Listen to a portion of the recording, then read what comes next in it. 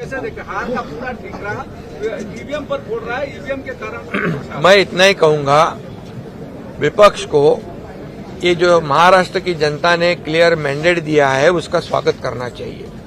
एक पॉजिटिव उनका अप्रोच होना चाहिए, क्योंकि हमारे 2.5 साल के महायुति सरकार ने इतना काम किया है, इतनी योजनाओं को लागू किया है, इतने प्रकल्प को आगे बढ़ाया है, और इसीलिए उसका परिपाक ये है। ये मैंने पहले ही कहा था, मैं, देवेंद्र जी, अजीत दादा, हम हर सभा में यही कहते थे कि हमने जो 2.5 साल में इतना ऐतिहासिक काम किया है कि इसकी स्वर्ण अक्षरों में उसका लिखा जाएगा, सुनहरे अक्षरों में। क्योंकि एक तरफ जो विकास के प्रकल्प बंद थे वो हमने शुरू कर दिए, दूसरी तरफ लोक कल्याणकारी योजनाएं हमने शुरू कर दी, और उसमें हर घटक को लिया है, लाडली बहना से लेके, लाडले भाई से लेके, लाडले किसान से लेके, लाडले ज्येष्ठ से लेके, सभी लोगों को उसमें सरकार ने योगदान उनका देखकर सहयोग किया है।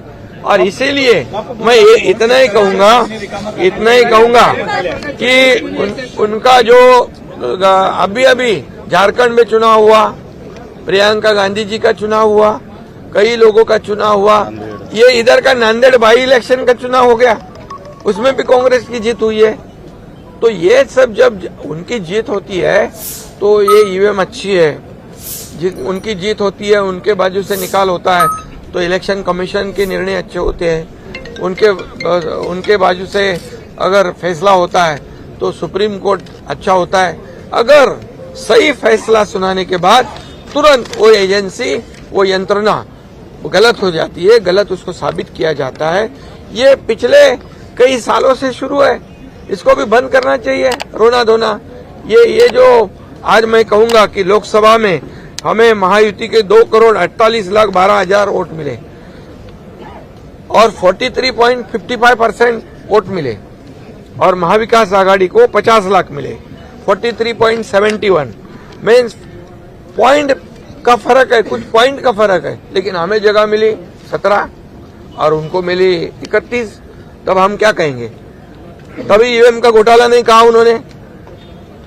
अभी हमारे को 77,000 मिले लोकसभा में शिवसेना को, और एनसीपी को 58 लाख मिले सिर्फ, लेकिन उनके 8 सीट आ गए, हमारी 7 सीटें आई। तभी क्या ईवीएम का घोटाला हो? तभी बोले नहीं कुछ। इसका मतलब क्या है? यहां पर अभी भी मैं कहूंगा कि महायुति को 49.30% वोट मिला है अभी विधानसभा में, और इनको महाविकास आघाड़ी को, मतलब महायुति को 3,18 लाख, महाविकास आघाड़ी को 2,35 लाख। तो वोट कितने, 1 करोड़ का फर्क है। और ये ऐसा कोई भी नहीं कह सकता है, क्योंकि हर चुनाव क्षेत्र में हर कैंडिडेट को मार्जिन जो है कम ज्यादा मिलता है, तो इसको सभी एक ही तराजू में तौल नहीं सकते हम। इसलिए मैं यही कहूंगा कि अभी उन्होंने ये ईवीएम वाला जो मामला है, अभी बोले शिवसेना को इतने कम सीटें मिली 16 और हमें मिली 57। तो शिवसेना, कांग्रेस ने तो 100 के ऊपर लड़ी थी, हम तो 80 लड़े थे। तो ये भी बात है। तो इसका विश्लेषण करते समय लोगों ने सही विश्लेषण करना चाहिए, क्योंकि ये सिर्फ अभी नासिक में, मालेगांव में 1,98,869 चुनाव वोट मिले लोकसभा में, और अभी विधानसभा में 7,527। उधर बीजेपी का कैंडिडेट नहीं। फिर ये क्या, किसने हैक कर दी मशीन?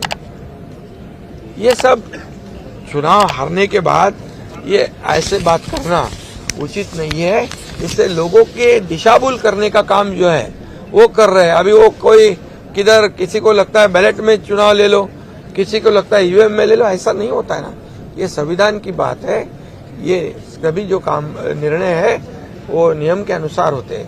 और इसलिए मैं इतना ही कहूंगा कि ये चुनाव हमने, महायुति सरकार ने जीता है, ये काम के बलबूते पे जीता है, और लोगों ने जो मैंडेट दिया है, ये मैंडेट को वो विपक्ष ने स्वागत करना चाहिए और साथ देना चाहिए इस राज्य के विकास के लिए।